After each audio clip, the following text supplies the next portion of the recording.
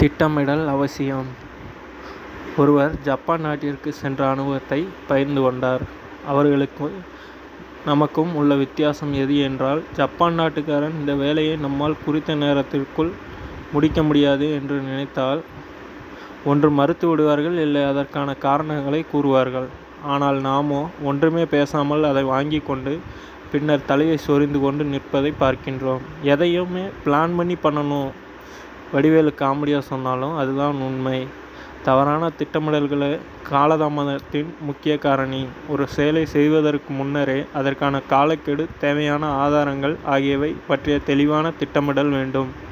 சரியாக திட்டமிட்டு சமயோஜித செயல்பாடுகளால் ஒரு செயலை வெற்றிகரமாக குறித்த காலத்துக்குள் செய்து முடிக்க முடியும். அரசு அலுவலர்கள், உயரதிகாரிகள் ஆகியோர்கள் எந்த வேலையும் குறித்த காலத்தில் செய்யாமல் காலதாமதமாகவே செய்கின்றார்கள். இந்த காலதாமதத்தால் தனக்கு எந்த பாதிப்பும் கிடையாது என்கின்ற போது அவர்களுக்கு ஒருவித அலட்சிய மனப்பான்மை உண்டாகிறது. சரியான திட்டமிடல் இல்லாமல் உண்டாகும் காலதாமதம் கூட ஒருவருக்கு மிக சிறந்த அனுபவ பாடத்தை கொடுக்கும். காலம் தவறாமை என்பது தலைமை பண்புகளில் மிக முக்கியமானது.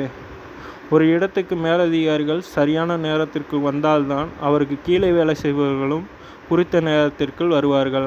ஆம், முதலில் பொறுப்பில் உள்ளவர்கள் காலம் தவறாமல் இருக்க பழகிக்கொள்ள வேண்டும்.